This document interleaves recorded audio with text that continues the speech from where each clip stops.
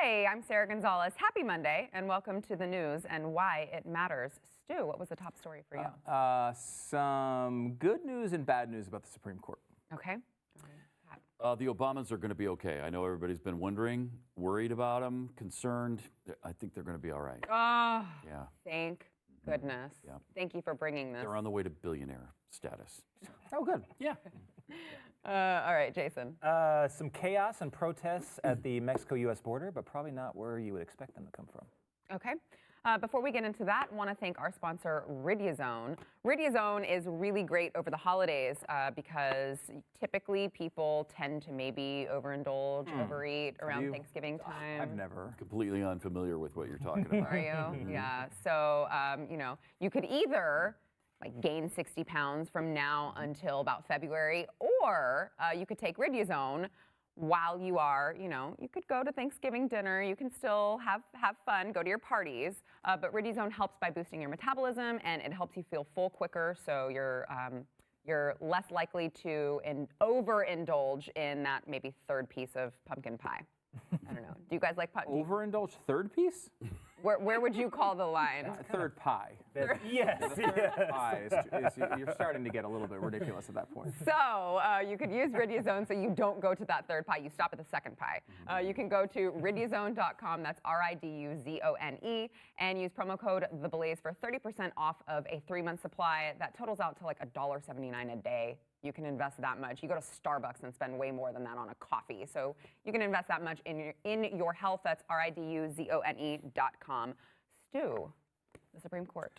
Yes, I found it was interesting, kind of two sides of the same coin here. First of all, Saturday Night Live did a sketch about Ruth Bader Ginsburg, which sounds like a terrible setup, and the bit was worse than the setup.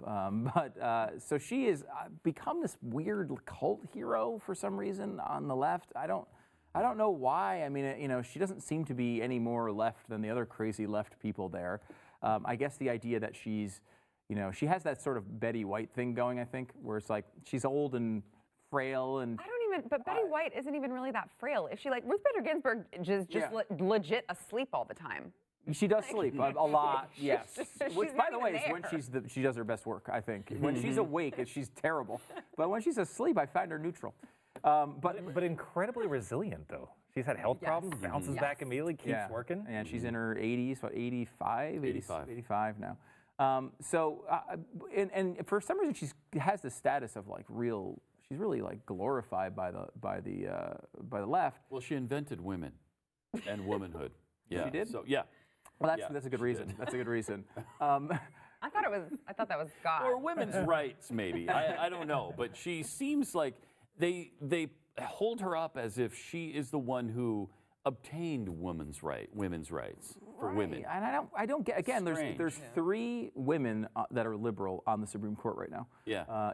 Sonia Sotomayor is, technically speaking, by the measurements at least, more liberal than Ruth Bader Ginsburg. She's young. She has a Hispanic background. She's all the things you think the liberals would love, but they love Ruth Bader Ginsburg instead. And Ruth Bader Ginsburg is, again, I think really there's a real sensible argument to be made that she really screwed the left. She had 8 years in her 70s and 80s that she could have retired, and they could have named a liberal replacement. Instead, she's in her 80s, and Donald Trump might be picking a replacement if she has to drive. If she falls again the wrong way, or she just decides she just wants to step down, or who knows, it's going to be Donald Trump picking, and that's not going to be something the left is going to be surprised. So I'm surprised she gets this reverence.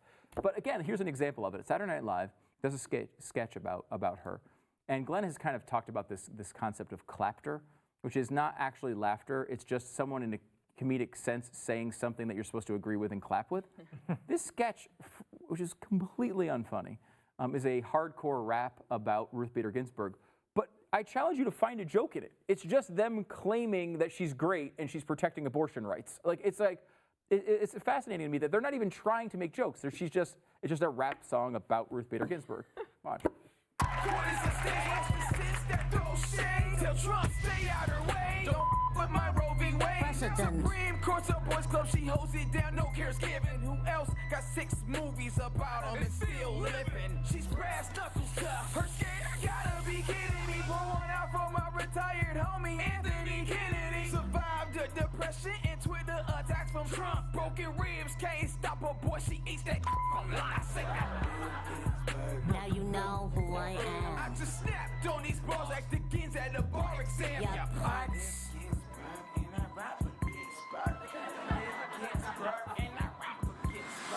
Like, what is that? Like, there's not a joke in there. They didn't even attempt to make a joke. But she said the word putts. Right, like, I guess that's it. I mean, to be fair, I can't remember the last time SNL attempted to actually be funny. oh my gosh, been you a should have while. seen this episode. And I watched it because Steve Carell was hosting it, and I love Steve Carell, I was and I going love to The say, Office. why did you Right. watch it? That was your first They mistake. did like an Office reunion thing at the beginning, which I was man. like really excited about. I'm like, oh, this will be fun. It was not. It was terrible. It's just a terrible, terrible show. And so that was like, like they've come to the point where they're not even attempting to make a joke. Yes, I get that it's a rap song about a Supreme Court justice. Like that's a conceptual joke. You have to put jokes inside of that. It's not just that. That's all they did was that. And then, I mean, like her just saying precedent, like that's not a joke. Like, what? I don't understand these things. So, and then, but on But the it other side, rhymed with resident. it did. So It it's did. very creative. Yeah. It's very creative. On the other side of things, though, I think what was just a really good moment. As I was just saying, Sonia Sotomayor should probably be their hero. Really, she's more liberal and hasn't screwed them out of potentially a seat. But she had an interesting moment with David Axelrod in an interview where Axelrod was asking her, "Hey, like you've got this guy, this gang rapist coming in, Brett Kavanaugh." I mean, he didn't say that exactly, but he said, like, this is a real contentious thing. How does that work in the Supreme Court? Like, this guy's coming in with all this controversy. How does that exactly work? And here's what she said. How do you view it from the inside? I mean, how does the court and family, community adjust to those moments? I'm going to steal a line from one of my colleagues, a story actually, not a line. And it was Justice Thomas, who tells me that when he first came to the court, another justice approached him and said, "I judge you by what you do here. Welcome." And I repeated that story to Justice Kavanaugh when I first greeted him here. Now I've known him, I've known of his work, but when you're charged with working together for most of the remainder of your life, you have to create a relationship. The 9 of us are now a family, and we're a family with each of us our own burdens and our own obligations to others, but this is our work family, and it's just as important as our personal family. We probably spend more time with each other than most justices spend who have spouses with their spouses. Really good. That's kind of great, right? Making some sense there. Yeah, you know, I mean, like you kind of like it's a weird separate moment from certainly the way the left acted when Kavanaugh was up, and I don't know, I kind of like that. I mean, you know, sometimes you can get too friendly and too close to people you're supposed to disagree with, and I think like we've seen that, we've complained about that with like Orrin Hatch over the years, right? Like Hatch just became such good friends with Kennedy, just started sounding like Kennedy. You don't necessarily want that. But I like the idea that you're allowed to say, hey, like we're not playing into this nonsense. We have our own world here, and we accept Brett Kavanaugh as one of our own. Yeah. It's kind of nice. Which is probably why she is not the left's hero. Maybe. Because you can't be the left's hero if you want to work together with the other side, right? Yeah. You know, going back to SNL, I would love to see them at least maybe, you couldn't uproot SNL out of New York because it's just too iconic to have them in New York City. But I would love to see them do a season where they travel around the country and do it live from other parts of the country. Because you talk about that clapter thing. Like, I think Bill Maher is really good at pushing back at his own audience. Yeah. When, like, you notice that, like, he'll ask a question and then everyone will clap and he'll go, I know how what you guys think about this. And then he really tries to get to a serious question, get to the bottom of how this person believes or whatever. Sure. Talk to an issue. SNL doesn't do that. They're literally just playing to how the people are going to react in the New York audience. And there's no other opinion. They're all lockstep, and they're at a dinner conversation, all hating on the other side. That's all it is. It's so funny too. It's like broadcasting rule number 1, right? Like when you're doing a live event, you go back to all those shows that we've done live over the years in front of an audience, and it's like you can't play to the audience. If you play to the audience, the show sucks. Yeah. And that is totally what they do. They're playing to that audience every single time. That explains what we're seeing now. Exactly. Yeah. Pat, the Obamas. They're good. I think they're going to do okay. They're going to good. be all right. I honestly, I laid awake so many nights just bet you have. worried We all about have. whether or We not all they have, would be Sarah. okay. So Because as Michelle said last week, they're in the real world now. Hey, I got to deal with this $8 million home we live in now. You try that sometime. It sucks. So they actually have neighbors apparently somewhere around their acreage that they have in D.C. Because she said last week when she made her own toast, which didn't have to happen at the White House, nobody would let her make her own toast. She actually found a way to do it in her own $8 million house with her $200 toaster. Oh, God. And she took her toast out in the back where her dogs were barking because they heard dogs in the distance. And that never happened before because there were no dogs around where they lived in the White House. So anyway, she's in the real world now. That's what she thought to herself. And she just signed a real world deal with a book company for $65 million in advance. wow. In advance. Incredible. $65 million.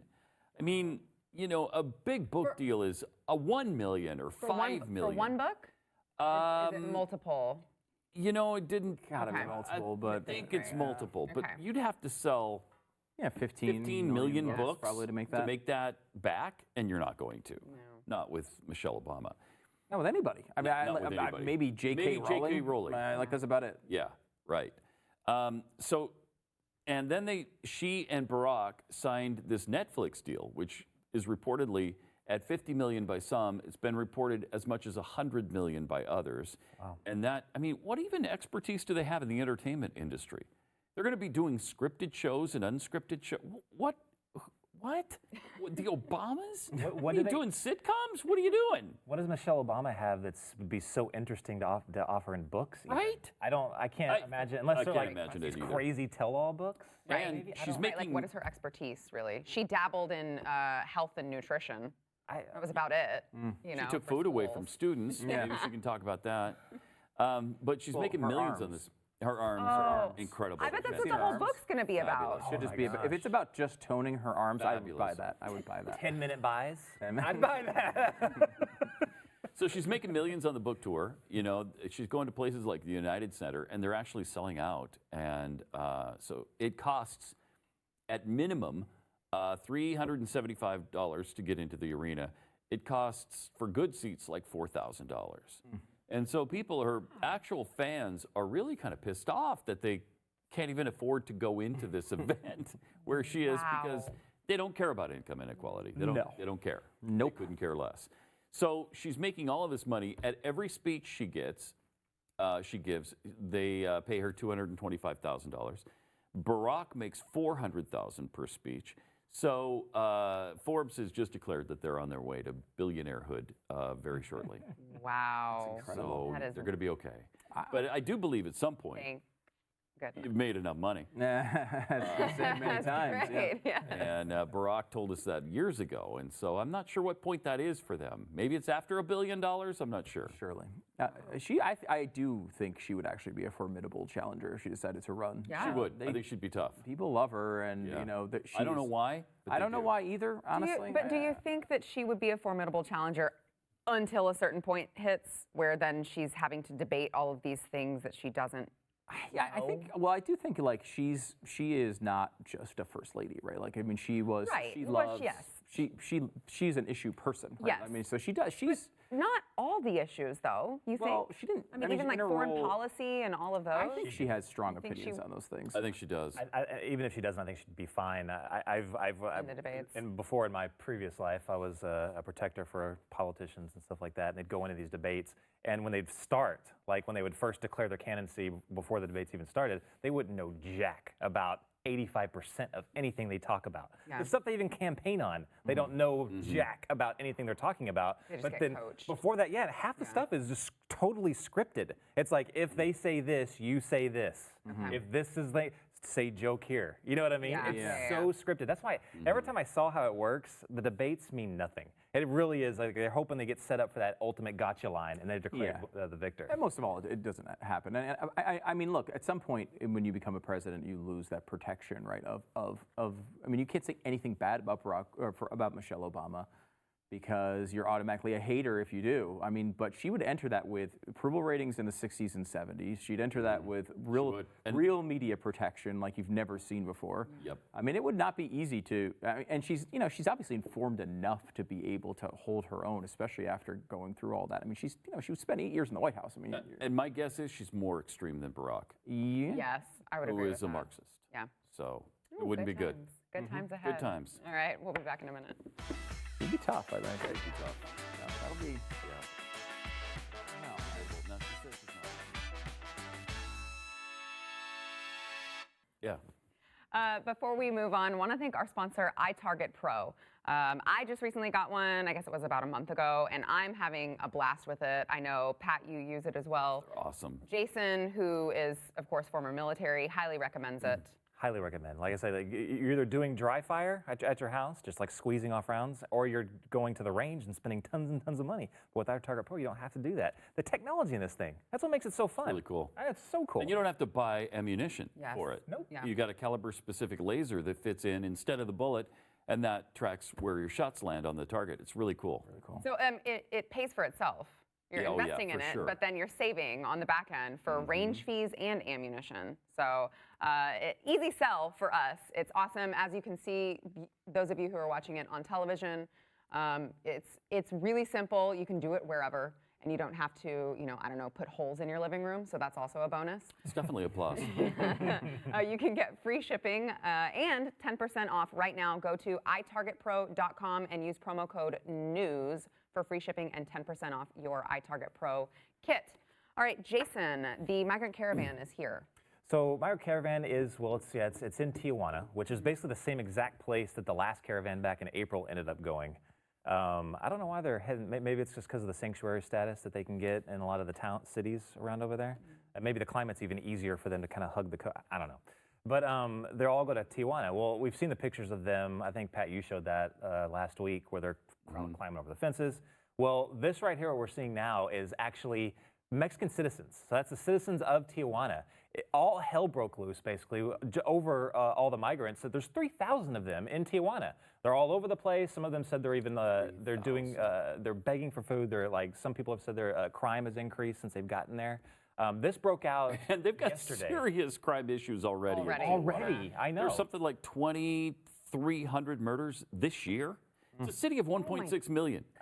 2,300 murders. You know how many murders there have been so far this year? In 8 million person New York, 147. That's insane. That's war zone status. That literally is called war zone. Yes. That's crazy. It's crazy. So anyway, so the residents of Tijuana are pissed, and they're like, no, we don't Go want them home. here. They're saying to go home. The things that they're saying, the quotes, like totally like make you think that the narrative we hear on this side of the border is completely false about how Mexico feels about the United States, and even President Trump actually. They were actually saying that the Mexican government should adopt the same immigration policies or rhetoric as President Donald Trump.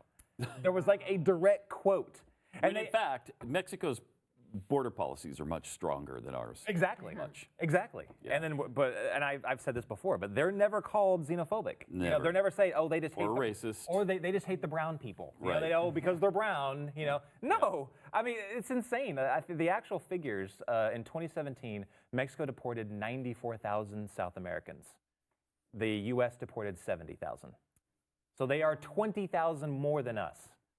I mean, their number, and that's not just going into the people that they catch, like their version of ICE. Yep. Their version of ICE is deporting them after they've come in illegally. No one's calling for the abolition of the Mexican ICE in Mexico. But anyway, so it's just crazy. It goes to show you that maybe it's the narrative that we're hearing on this side. Maybe it's politically driven. I don't know. Maybe maybe open borders is not such a good thing. Like I don't know. But yeah, it was crazy, especially for me to hear how they were, especially because I always hear that that Mexico just cannot stand Donald Trump, cannot stand how the policies that we are putting up on the border and how it's making life for them more difficult when they're actually praising our border policies when they're lighter than the ones in Mexico. Yeah. Yeah, we played a clip from several years ago with Wolf Blitzer, and was it Vicente Fox No, or it was Calderon? Felipe Calderon. Calderon, former president of Mexico, where Wolf was like, "Hey, like, so what happens when someone from a border country comes across your border? They're allowed to go like get a job and stay, right?" And he goes, "No, we if they come out without permissions, we send back them." And that is like, I think every sensible country in the world would say, yeah, like if you're coming across, because I mean, it's just an obvious, you're getting off on the wrong foot, right? Like someone who comes and takes a step into your country and the first thing they do is commit a crime with that step. Yeah. Like that is not the birth of a great relationship. Yeah, they disrespect your laws right off the bat. Exactly. How much are they going to respect your laws once they get there? They're saying right off the bat that what my priorities are more important than your law. Yeah. Accepting people like that. Now, that's not to say that every single person who comes in turns out terribly or anything like that. Like a lot of people who do come in, they do just work and they go back and they send money back. And like, we know there's a lot of people who do that. But it's just like, it's certainly like if you were starting a dating relationship with that and the first thing that you found out was like, they cheat occasionally, you wouldn't probably want to go down the road. You'd want to stop that beforehand. And the people that want to make this a political issue over here, they always group this illegal immigration into immigration policy in general, which always just grinds the heck out of my gears because it's completely different. We're not talking about an immigration policy versus illegal immigration. They're putting those two things together. They're conflating. We have no issue at all with immigration. My biggest issue is that the immigration system sucks. It's so hard. It's awful to get through. I've told this story I think on this show before, but my father-in-law, he spent years and years and years, decades actually working, doing it the right way, getting his green card, working thousands and thousands of dollars. I was like, that is insane. That's ridiculous. It's no wonder people try to come in illegally when they see how difficult it is. Just change it. Change the policy. And whether the system is good or bad does not determine whether you work within it. Like, for example, I think the income tax is a really bad policy. I think that they tax things. So you don't pay your taxes? Yeah, therefore you don't pay. I don't just avoid it. Like on April 15th, I'm still dealing with it, just like everybody else. Like do I think the speed limit should still be 55? This is a bad example for Pat. But maybe you Except I pay the penalty every time. You do. You have to pay the penalty, or you'll lose your license and you won't be able to drive. Like we all work within laws that we don't like. There's a million of them that I could name. But like that, guns is another one. Like I think most of the gun laws that we have in this country are completely unconstitutional. It's pretty clear shall not be infringed. It's almost like concrete. It's a real like tablet view of what we should do with our gun rights. But like, do I make sure that I have my permits? Do I make sure that like I carry my little license? Sure, because I work within the system. Now I will. Do you take your gun with you to New York City? No, I don't. When I lived in Pennsylvania, when we were working in New York, and the show was up there, I lived in Pennsylvania, 1 block from the river that separates Pennsylvania and New Jersey. I was terrified to put my gun in my car for any reason. Pennsylvania has moderate-ish sort of gun laws. New Jersey has like Stalin-esque gun laws. And if I drove every day on the way to work, I had to drive across that bridge. If I didn't take the gun out of the car and I drove across that bridge, God forbid I got pulled over, I could go to prison for years. I remember hearing a story not too long ago about a single mom. That happened too. It did. She had it for protection. It was on accident. She didn't realize. She wanted to remove it. She forgot to remove it from her car and was facing jail time. I don't remember how that came out. I know there were people fighting on her behalf to try to get that overturned, but still. It's a zero tolerance policy. It is. It's like 7 years, I believe. It's crazy. That's insane. Yeah. All right, back in a minute. What's that? Pascal Burris got deep with that. Yeah. Yes. Well, he shot himself. So we, of course, had the M1 ball this past weekend. Pat was there. Jason was there. I don't recall seeing you, Stu. He claims he was there. I was there. I saw your whole thing on stage. I saw Glenn's whole thing. Did you like how I started the whole event? I wasn't there at the whole event. Oh, I thought you just said you saw my whole thing. As I've told Mercury One several times, if you continue to schedule this event on this day, I will not be there until late because I have something on this day every year, and every year it happens. It's almost like maybe they don't want you to be there. It's possible, although they are moving it apparently to October next year. Really? Really? Yes, so that would be beneficial to me. Because then I can be there for the whole thing. But it was really fun. I had a great time. Yeah, it was fun. And I got to meet Pat's lovely wife, Jackie. Star of the family. Just gorgeous. Yeah, She is. Who knows? No one why. knows. Yeah, wait, she's still with you. Nobody knows. She loves you. All right. Remember to subscribe to the podcast, and we will see you in overtime.